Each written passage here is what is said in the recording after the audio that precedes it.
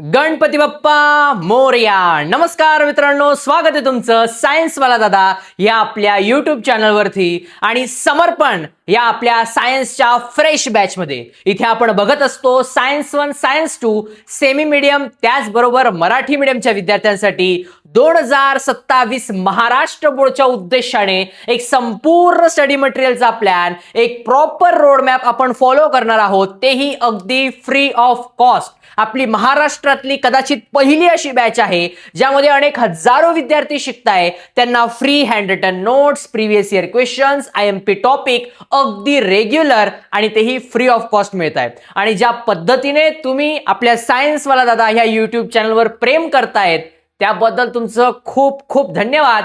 असंच जास्तीत जास्त मित्रांपर्यंत आपला हा जो व्हिडिओ आहे, आपलं चॅनल आहे, हे पोहोचवत राहा, जेणेकरून मला अधिक एनर्जी येईल तुमच्यापर्यंत जास्तीत जास्त नॉलेज आणि जास्तीत जास्त स्टडी मटेरियल पोहोचवण्याची. मित्रांनो, आजचं लेक्चर हे खूप जास्त इम्पॉर्टंट असणार आहे. का माहितीये का?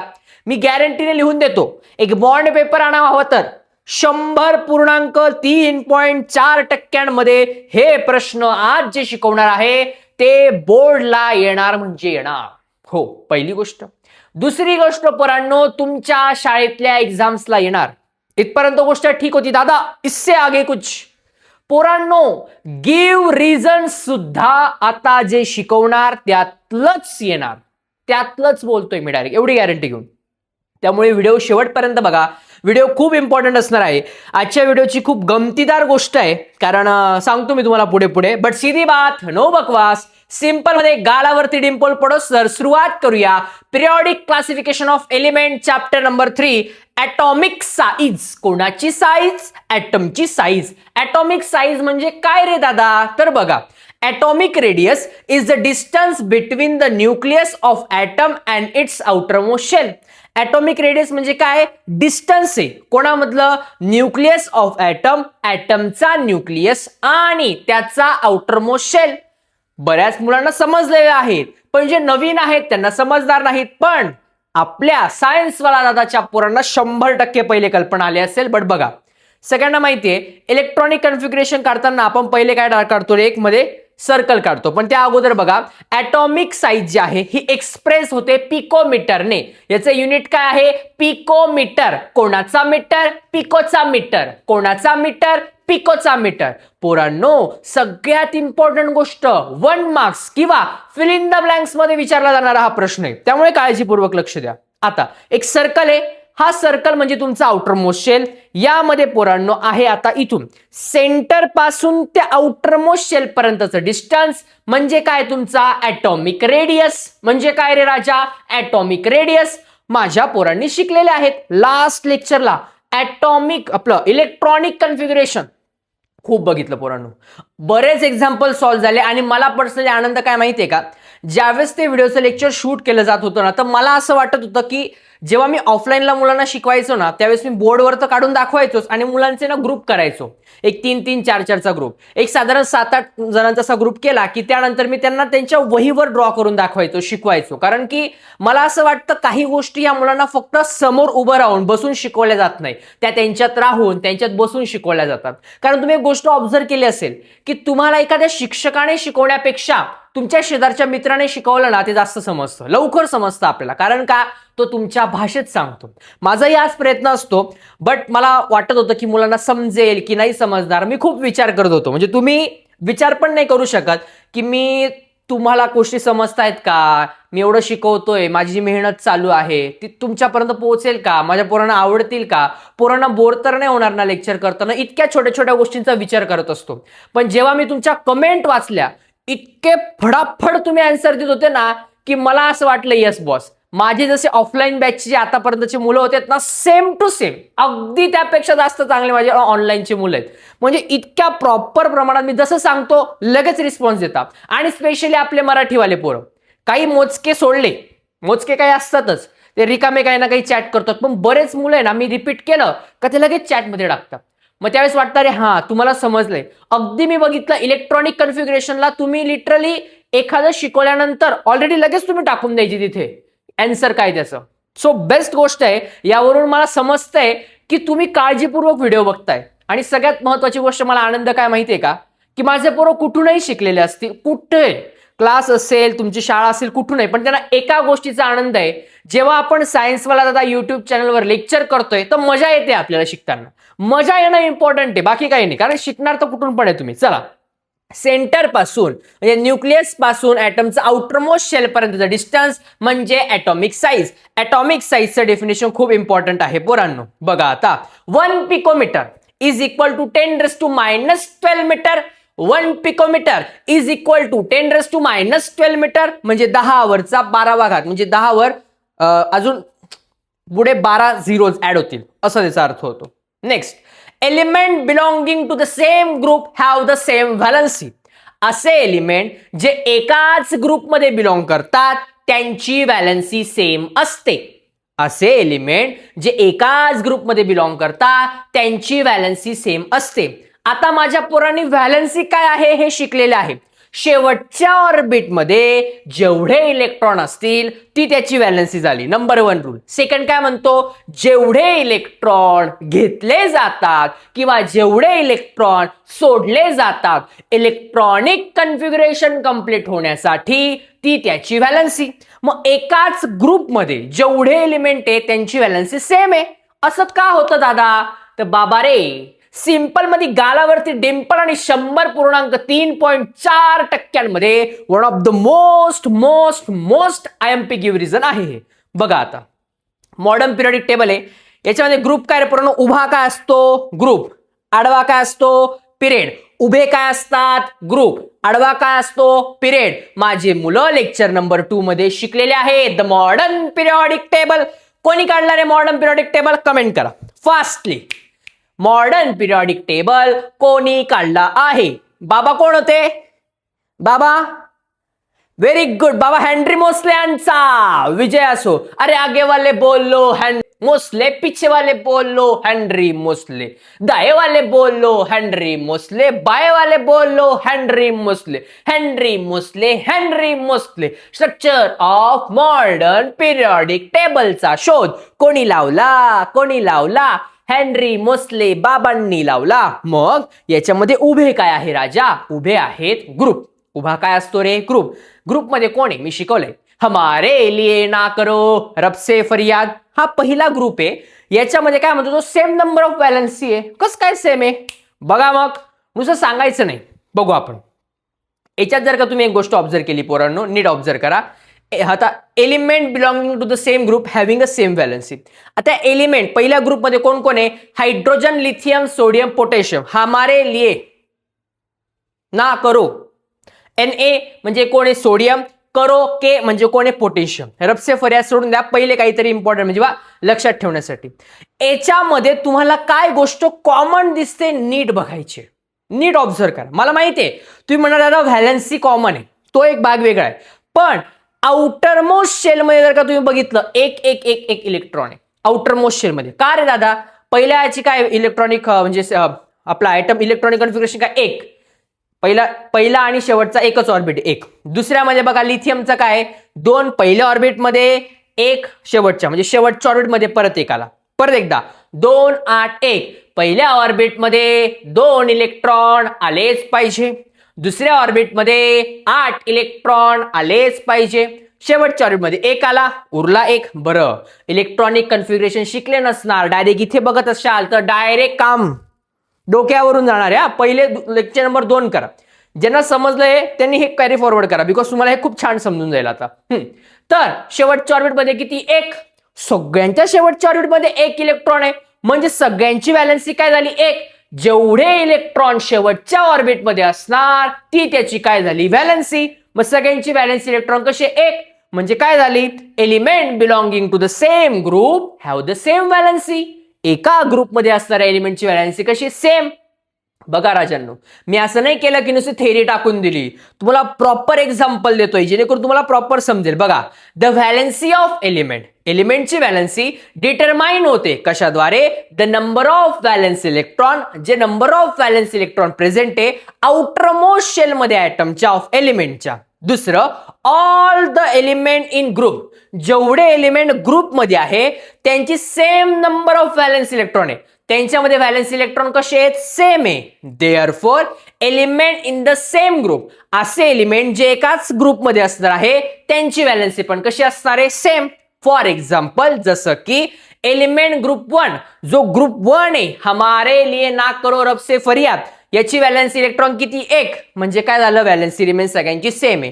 त्याचप्रमाणे ग्रुप 2 जो आहे, बेटा मांगे कार स्कूटर बाईक करेलवे, बेटा मांगे कार स्कूटर बाईक करेलवे, शिकले की नाही, मॉडर्न पिरियडिक टेबल मध्ये शिकले की नाही, किती इझी सांगितलं. पोरं तर असे मला मेसेज पण आले, इंस्टाग्रामला आपल्या पोराने मेसेज टाकले, दादा कुठून कुठून कहा कहा से लाते हो दादा तुम, आपके लिए लाता है ये दादा, क्योंकि आपसे किया है मैंने वादा, पढ़ाई करेंगे सबसे ज्यादा.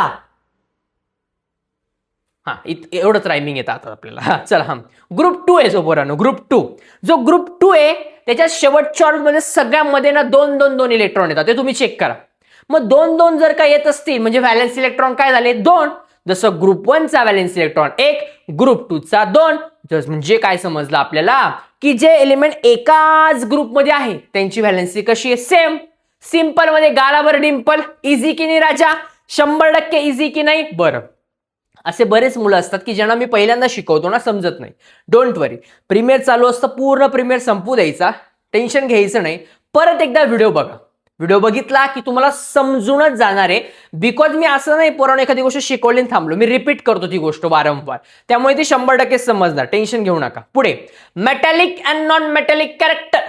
कोणते character, metallic and non metallic. पोरांनो इम्पॉर्टंट.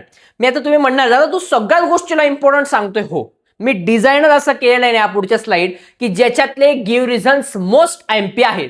आणि तुम्हाला एक गोष्ट सांगू का, जे आपलं आयएमपी टॉपिकचं युनिट टेस्टला आयएमपी टॉपिक कोणकोणते, त्याचे जे लेक्चर्स आहेत, मी तुम्हाला काय प्रॉमिस केलं रे, मी तुम्हाला सांगितलं होतं ते लेक्चरला जर का 10,000 पेक्षा जास्त मुलांनी बघितलं तर 100% मी त्याचे पूर्ण आन्सर्स वेल स्ट्रक्चर फॉर्मॅटमध्ये, diagram based question, activity based question सगळं तुम्हाला देणार आहे. तुम्हाला काय करायचं दादा, 10,000 पोरांमध्ये आम्ही कसं काय पोहोचवणार आहे, सिंपल आहे ना. जर मला सांगा, एक अप्रॉक्सिमेटली आपला जो व्हिडिओ एक मॅक्झिमम 1,500-2 हजार मुलं एक बघतातच, या 1,500-2 हजार मुलांनी त्यांच्या 4-4, 5-5 मित्रांना पर्यंत जरी व्हिडिओ पोहोचवला तरी पण आरामात पुरवणं, आरामशीर सुद्धा हा व्हिडिओ 10,000 पेक्षा जास्त जातो. पण काय तुम्हाला माहिती आहे, अरे आपला दादा आपल्याला तर पाठवणारच आहे, टेन्शन काय घ्यायचं, व्हिडिओ शेअर केला नाही केला, हो पाठवणार तर मी आहेच, त्याचं टेन्शन घेऊ नका. बट मला असं वाटतं जास्तीत जास्त मुलांपर्यंत पाठवा ना, काय करायचं आपलं, काय गोष्ट याच्यात का पैसे द्यायचे आहेत का, नाही. पण मला काय वाटतं ना, जास्तीत जास्त मुलांपर्यंत गेलं ना पूर्ण मजा येते रे. तुमच्या ज्या जास्तीत जास्त कमेंट येतात ना तर मला प्रचंड, तुम्हाला सांगणार आहे मी आज काय काय मजा आलेली. चला, हा आता हा मॉडर्न पिरियडिक टेबल आहे, याच्यात आपल्याला बघायचंय मेटॅलिक नॉन मेटॅलिक कॅरेक्टर. कोणते कॅरेक्टर बघायचे, मेटॅलिक नॉन मेटॅलिक. माझ्या पोरांना एक गोष्ट माहिती आहे, ही जी झिगझॅग लाईन आहे, नागमोडी रेषा, या झिगझॅग लाईनच्या लेफ्ट साइडला काय आहे, शिकवलंय मी काल. कमेंट फास्टली कमेंट करा, झिगझॅग लाईनच्या लेफ्ट साइडला काय प्रेझेंट आहे. आता म्हणू नका दादा एलिमेंट आहे, असं नाही, मेटल आहे की नॉन मेटल आहे.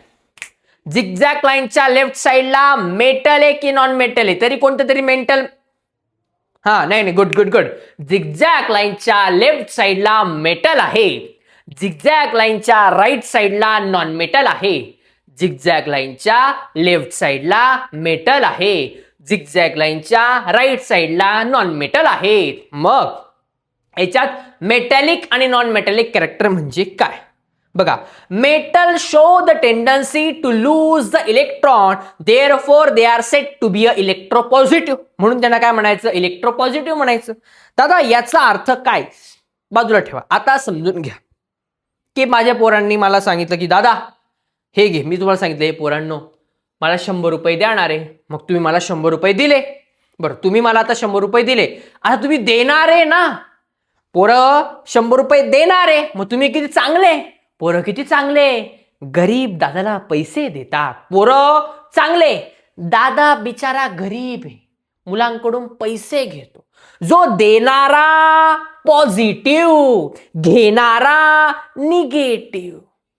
देणारा पॉझिटिव्ह, घेणारा निगेटिव्ह. म्हणजे आता थर्ड पर्सन ज्यावेळेस बघतो, बघा पोरं किती चांगले, दादाला पैसे देता, पॉझिटिव्ह. मी गरीब, पैसे द्या. मग तुम्ही काय झाले, मला पैसे दिले, तुम्ही पॉझिटिव्ह, मी निगेटिव्ह. आता लगेच कोणतरी मेसेज करेल, लगेच दादा पैसे द्या आमचे, दादा आमचे 100 रुपये घेते, दादा पैसे द्या. हो, कोणाचे पैसे घेतले नाही. हा, शांतपणा नका करू असं तुम्ही. चला बच्चा. हा, मेटल शो करता टेंडन्सी. कुठली टेंडन्सी? Loose the electron. ते इलेक्ट्रॉन काय करतात? लूज करतात.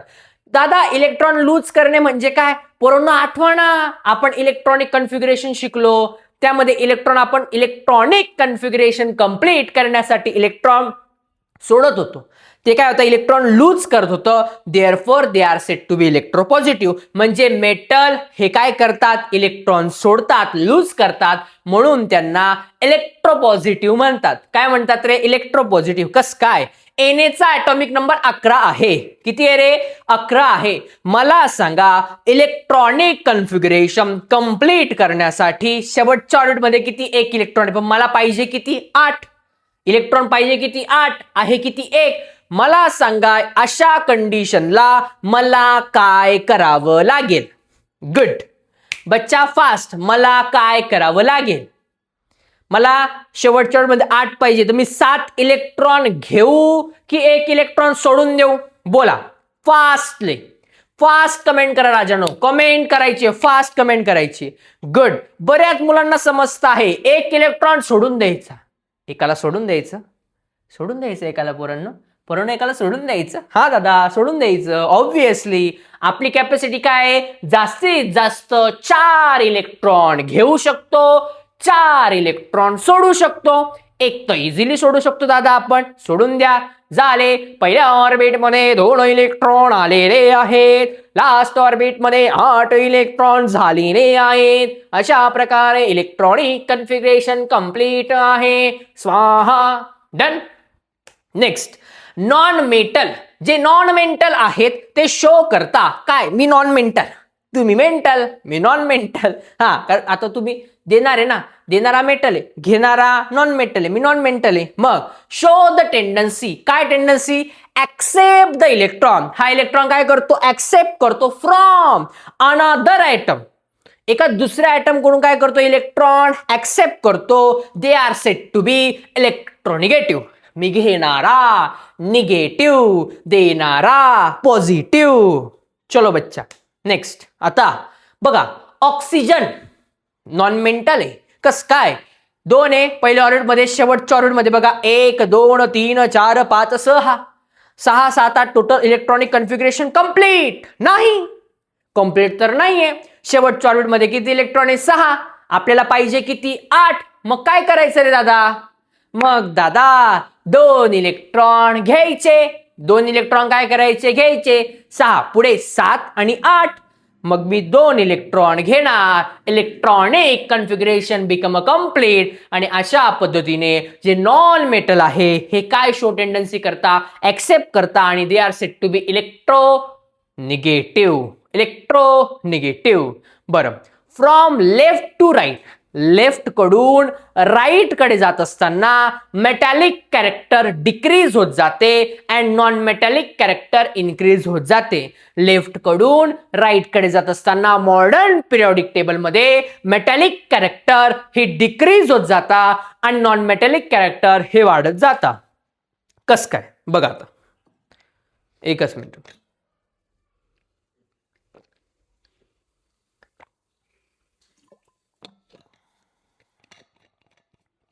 पाऊस खूप चालू आहे ना पोरांनो? कोणत्या गावाला सगळ्यात जास्त पाऊस चालू आहे? कोणत्या गावाला? तुम्ही कुठल्या कुठल्या गावातून आपला व्हिडिओ बघताय रे? म्हणजे बऱ्याच गावातून आपले व्हिडिओ बघतात मला माहिती आहे. सो त्यावरून मी सांगतो की प्रचंड मोठा पाऊस चालू आहे बऱ्याच ठिकाणी. तर खूप नुकसान पण झालेलं आहे. जसं आपण बघतोय की नाशिक असेल, पुणे असेल, त्या म्हणजे ह्या भागामध्ये सगळ्यात मोस्टली जास्त पाऊस सध्या चालू. मुंबईला तर प्रचंड आहे. So I hope so. पोरांनो कोकणात कोण आहे रे? कोकणात कोणी आहे का? कोकणातून आपला कोणी व्हिडिओ बघतं का? कोकण भागातून. कोकण माझी फेवरेट प्लेस आहे. म्हणजे माझी खूप इच्छा आहे कोकणात फिरायला जायची. आपल्यात कोणी आहे का कोकणाला? म्हणजे मी तिकडे गेलो ना, तुमच्या भागातले कुठले स्पॉट मी आलो ना, नक्की आपण भेटूयात. सो म्हणजे कसं मस्त छान आपला एक मीटअप होईल. मला जवळून तुम्हाला ओळखता येईल, छान छान टिप्स देता येईल.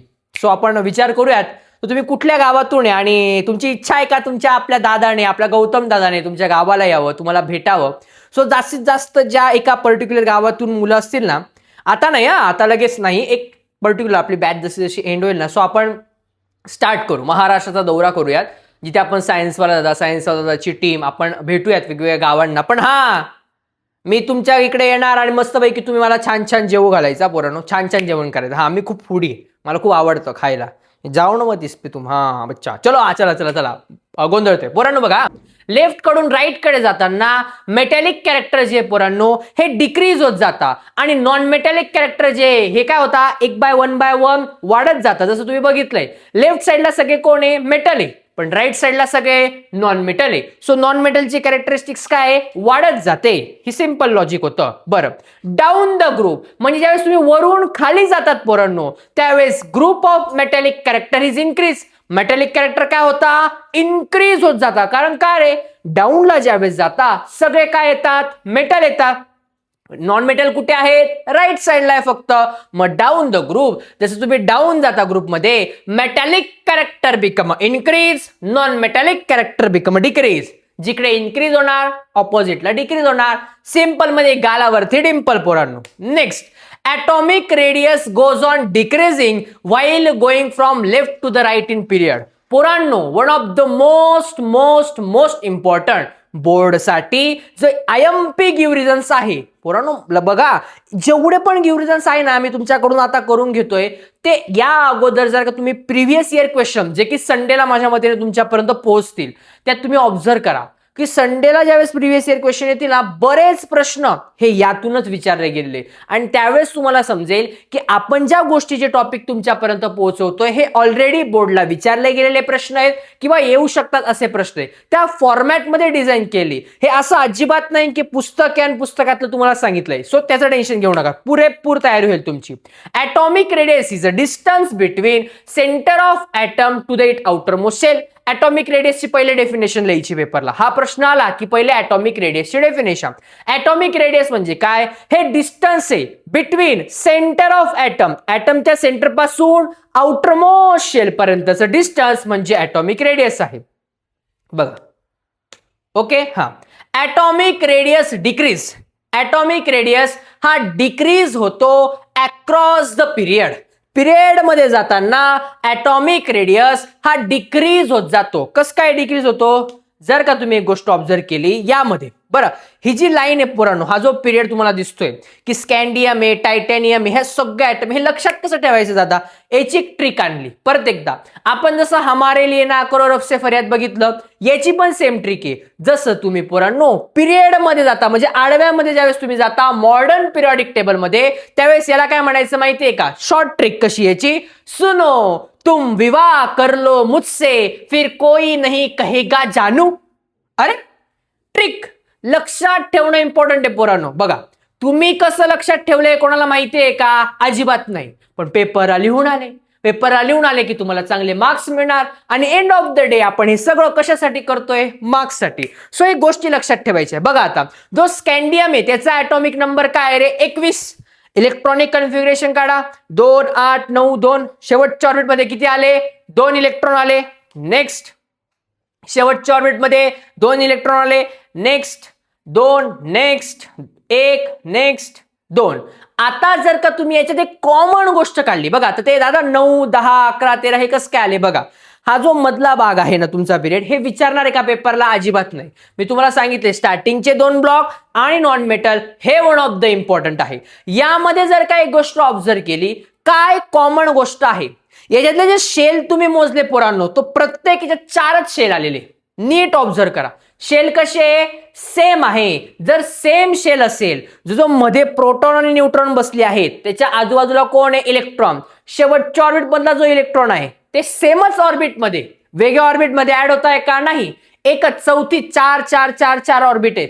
मग ऑब्वियस आहे प्रोटॉन आणि न्यूट्रॉनला काय म्हणणार, दोस्ती, ये दोस्ती हम नाही तोडेंगे. आपण बघितलं होतं प्रोटॉन न्यूट्रॉन मध्ये आजूबाजूला इलेक्ट्रॉन, तो इलेक्ट्रॉनला ग्रेटर पद्धतीने खेचणार, तो त्याच्याकडे काय करणार रे, अट्रॅक्ट करणार. मग this is because the valence electron being, जो व्हॅलेन्स इलेक्ट्रॉन आहे हा ऍड होत जातो. कुठे add, same outermost shell मध्ये. Because of which electron add experience, त्याचा ग्रेटर एक्सपिरियन्स आहे, greater pull from the nucleus, nucleus पासून तो चांगल्या पद्धतीने खेचला जातो. This result in electrons moving closer to the nucleus. आणि हेच एक रिझल्ट आहे, इलेक्ट्रॉन हे मूव्ह होता न्यूक्लियसच्या जवळ इझिली. यानंतर atomic radius goes on increasing down the group. जेव्हा तुम्ही वरून खाली येता तेव्हा ॲटॉमिक रेडियस काय होत जातो, इन्क्रीज होत जातो. कस काय इन्क्रीज होत जातो बघा मग पोरांनो, कस काय. When दादा is here then why to fear, o my dear लक्ष इज हियर. लक्ष देणं इम्पॉर्टंट आहे पोरांनो. बघा ॲज वी मूव्ह, जसं आपण मूव्ह होतो down the periodic table, periodic टेबलच्या डाऊनला, वरून खाली जातो, न्यू शेल इज ऍडेड, नवीन नवीन शेल ऍड होत जातात प्रत्येक स्टेप वरती. कस काय दादा, असं रे दादा. बघा आता, बेटा मांगे car scooter bike railway, period आहे, ग्रुप आहे. काय आहे ग्रुप, वरून खाली येतोय. यामध्ये काय गोष्ट ऑब्झर्व करतायत तुम्ही, नीट मला सांगा. आता काय गोष्ट ऑब्झर्व होते तुम्हाला, नीट ऑब्झर्व करा. याच्यामध्ये नंबर ऑफ व्हॅलेन्स इलेक्ट्रॉन वाढताय की नंबर ऑफ शेल वाढता आहेत, नीट बघा.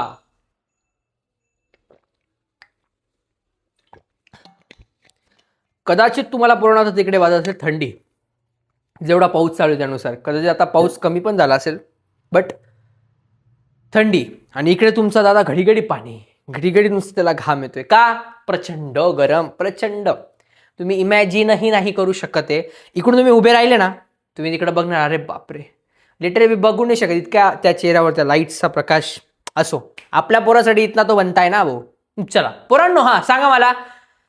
ठीक आहे, बऱ्याच मुलांना आयडिया आलेली आहे, क्लोज आहे, तुम्ही बऱ्याचने सांगितलंय. बट बघा ना तुम्ही, नंबर ऑफ शेल वाढतायत पोरांनो. पहिल्या ऑर्बिट मध्ये 2, पहिल्या ऑर्बिट जर तुम्ही बेटाचा बघितला, बीई बेरिलियमला बघितला, किती ऑर्बिट येत आहे, 2.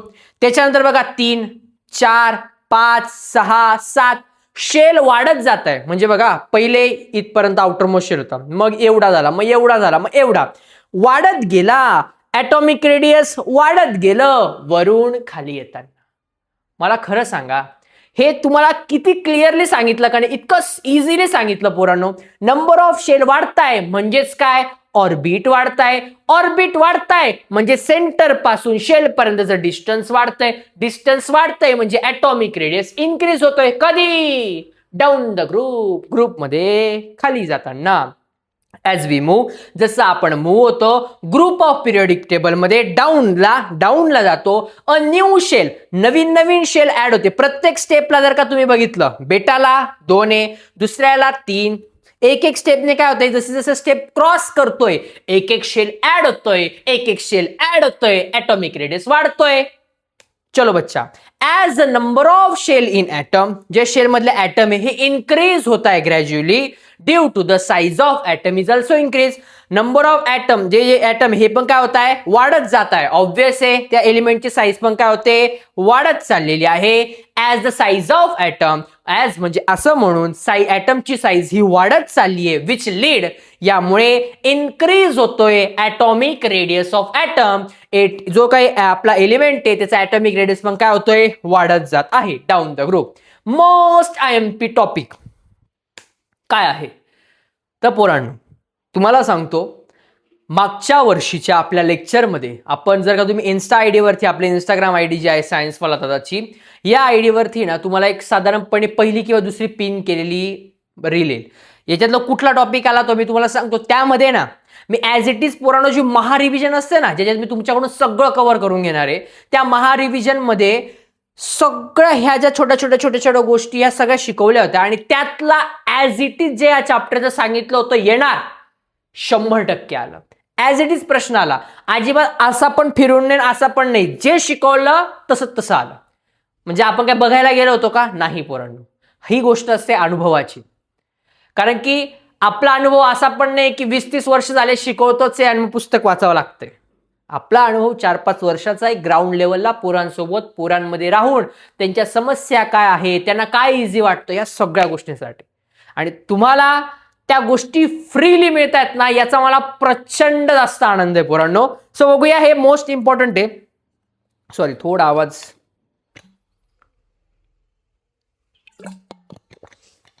इतका बोलून ना पोरांनो आवाज जाईल एखाद्या दिवशी. आपला समर्पण बॅचचा शेवटी ना याचा समर्पण व्हायला जाईल. आता समर्पण, बस समर्पण नाही होणार, डोंट वरी. चला बघा आता, स्मॉलेस्ट पोरं काय म्हणते, दादा काही कर, आवाज जाऊ दे नाही तर तू जाऊ दे, पण बॅच कंप्लीट करून जा बाबा रे. आमचा लेक्चर कंप्लीट, सायन्स तुझा पेपर झाला ना दादा, बस मग काय टेन्शन नाही आम्हाला, मग आवाज जा नाही तर तू पण जा. चला असं द्या. हा, मोस्ट इम्पॉर्टंट टॉपिक कोणता आहे? स्मॉलेस्ट साइज ऑफ ॲटम कोण आहे? हेलियम. एवढंच लक्षात ठेवायचंय, स्मॉलेस्ट जो ॲटम याची साईज कोणाची आहे? हेलियमची आहे. Smallest atomic mass hydrogen. Smallest atomic mass कोणाचं आहे? हायड्रोजन. मोस्ट इलेक्ट्रोनिगेटिव्ह कोण आहे? फ्लोरीन. कोणाचा रिन? फ्लोचा रिन, fluorine. Noble gas as a smallest radius, जो नोबेल गॅस त्याचा रेडियस कसा आहे? स्मॉल आहे. कोण आहे? Helium. Most reactive non metal, असा नॉन मेटल जो सगळ्यात जास्त रिएक्टिव्ह आहे तो कोण आहे? फ्लोरीन. रिपीट आले? बरं, तुम्हाला काय करायचं आहे? मस्तपैकी एक टेबल बनवायचं आहे, टेबलमध्ये लिहायचं आहे, वारंवार प्रॅक्टिस करायची, कारण खूप सारे, त्यामुळे लक्षात ठेवा. अजून एक, हे तुम्हाला युनिट टेस्टला सुद्धा विचारलं जाऊ शकतं. बऱ्याच एकाने विचारलं होतं कालच्या लेक्चरमध्ये आपल्याला की दादा नोट्स काढायचे आहेत का आम्हाला, तुझे शिकवतो बोर्डवरती तसं तसं लिहायचं आहे का आम्हाला. तर बघा, तुम्हाला नोट्स तर मी प्रोव्हाइड करतोय. माझ्या मतेने हे थोडं डिफिकल्ट होऊन जाईल तुम्हाला की मी लेक्चर पण घेतोय तेव्हाच तुम्ही लिहिताय, बिकॉज मी त्या पॉइंट ऑफ व्ह्यूने नाही विचार करत की सगळेच नोट्स काढताय. मी नेहमी हाच उद्देश असतो की कमीत कमी वेळेमध्ये जास्तीत जास्त तुमच्यापर्यंत शिकवायचं, बिकॉज तो कमी वेळ असतो तो खूप इम्पॉर्टंट आहे, टर्निंग पॉईंट असतो तुमचा. सो त्यामुळे तुम्ही एक काम करा, पहिल्यांदा लेक्चर कंप्लीट केलं का पहिले समजून घ्या, त्यानंतर लिहायचा प्रयत्न करा. नाही तर काय व्हायला लागेल, तुम्ही पॉज करशाल, मी पुढे बोलतोय, तुम्ही लिहित राहताय, त्याची गरज नाही. आणि नाही राहिलं तरी मी तुम्हाला नोट्स देणारच आहे, बट स्वतःच्या नोट्स कधी पण बेस्ट आहे, एवढं लक्षात ठेवा. नेक्स्ट, KLM शेल कोणाची आहे? पिरियड 3. KLM म्हणजे काय? पहिल्या शेलला के म्हणता, दुसऱ्या शेलला L म्हणता, तिसऱ्या शेलला M. असे 3 शेल कुठल्या ग्रुपमध्ये येतात? तुमचा कुठल्या पिरियडमध्ये? पिरियड 3. पिरियड 3 असा, त्याच्या सगळ्यांमध्ये काय? 3च शेल येतात. बरं, नंतर व्हॅलन्सी 0 ग्रुप, असा ग्रुप त्याची व्हॅलन्सी 0 आहे, म्हणजे असा ग्रुप ज्याच्या आउटरमोस्ट शेलमध्ये जेवढे इलेक्ट्रॉन येतात ते 8च आहे, त्याला घ्यायला पण नाही लागत आणि द्यायला पण नाही लागत, म्हणजे व्हॅलन्स इलेक्ट्रॉन रिमेन 0. तो आहे ग्रुप 18. कोण आहे? ग्रुप 18. पुढे नॉन मेटल व्हॅलन्सी 1, असा कुठला नॉन मेटल आहे? त्याची व्हॅलन्सी 1 आहे. हॅलोजन. कोणाचा जन? हॅलोचा जन. मेटल व्हॅलन्सी 1, अल्कली मेटल, असा कुठला मेटल आहे? त्याची व्हॅलन्सी 1 आहे. Alkali metal. मेटल व्हॅलन्सी 2, असा कुठला मेटल आहे? त्याची व्हॅलन्सी 2 आहे. Alkaline earth metal. कोण आहे? Alkaline earth metal. Metalloid period 2 and 3, असा कुठला मेटलॉइड आहे? त्याचा पिरियड 2 and 3 मध्ये येतो. बोरॉन आणि सिलिकॉन. पिरियड 2, पिरियड 3 मध्ये कुठले मेटलॉइड येतात? दादा मेटलॉइड म्हणजे काय? पुराणं शिकलो ना राजा रे. झिगझॅग लाईनच्या आजूबाजूला कोण येतात? मेटलॉइड. कमेंट करा, झिगझॅग लाईनच्या आजूबाजूला कोण येतात? मेटलॉइड. झिगझॅग लाईनच्या आजूबाजूला कोण येतात? मेटलॉइड. नॉन मेटल पिरियड 3, असा कुठला नॉन मेटल आहे जो पिरियड 3 मध्ये येतो? बघा, फॉस्फरस, सल्फर, क्लोरीन, अँटोनियम. AR म्हणजे अँटोनियमच आहे, चेक करा एकदा. सो ते पण एक आहे. एलिमेंट व्हॅलन्सी 4, कुठला एलिमेंट आहे? त्याची व्हॅलन्सी 4 आहे. कार्बन आणि सिलिकॉन. कार्बन आणि सिलिकॉन, असा कुठला एलिमेंट आहे ज्याची व्हॅलन्सी 4 आहे? कार्बन आणि सिलिकॉन. आणि अशा पद्धतीने आपलं हे लेक्चर कंप्लीट झालेलं आहे. समर्पण, डेडिकेशन, फोकस आणि 100% तुमची अचिव्हमेंट होणार. बरं, अजून एक अपडेट तुम्हाला द्यायची आहे मला, की बऱ्याच मुलांना टाइम टेबल पोहोचला गेलेला आहे. तुम्ही जे फोटो काहींनी व्हिडिओ टाकलेले आहेत ना, आणि ज्या मुलांनी ज्यावेळेस ते फोटो टाकलेत, ज्यावेळेस मी तुमचा घरचं जे वातावरण बघतो किंवा बऱ्याच गोष्टी, मला खरंच खूप छान वाटतंय की खरंच अशा मुलांपर्यंत आपण पोहोचतोय आणि मुलं खरंच जेन्युइनली अभ्यास करताय. त्या गोष्टीचा खूप खूप खूप जास्त अभिमान आहे मला की आपले पोरांनो, मी तुम्हाला गॅरंटीने सांगतो पोरांनो, जर तुम्ही तेवढा विश्वास ठेवून दररोज लेक्चर करताय, सगळ्या गोष्टी अटेंड करताय, तर फक्त तुम्हीच अभ्यास केल्याने काय होणार आहे का? तर अजिबात नाही. ही माझी सुद्धा तेवढीच जबाबदारी आहे की मी जास्तीत जास्त अजून किती सोप्या पद्धतीने तुमच्यापर्यंत पोहोचवता येईल याचा विचार करतो. मी कधीच हा विचार नाही करत पोरांनो की एखादी गोष्ट खूप अवघड आहे तर मी मुलांना आज मला आठवत नाही मी कधी असं बोले, पोरांनो एकदम डेंजर टॉपिक आहे, अवघड आहे, तुम्हाला समजणार नाही. मी सोपा आहे पोरांनो, मजा येईल तुम्हाला, मजा करा, मजा करा. कुठलीही गोष्ट शिकताना ना मजा करणं हे खूप जास्त इम्पॉर्टंट आहे. आणि अजून एक इम्पॉर्टंट अपडेट आहे, कदाचित नॉट फिक्स आहे, तुम्हाला इंस्टाग्रामवर अपडेट येऊन जाईल, बट संडेला साधारणपणे 8 वाजता आपला व्हिडिओ येणार आहे, एक व्लॉग येणार आहे, आपल्या सायन्सवाला दादाचा पहिला व्लॉग आहे.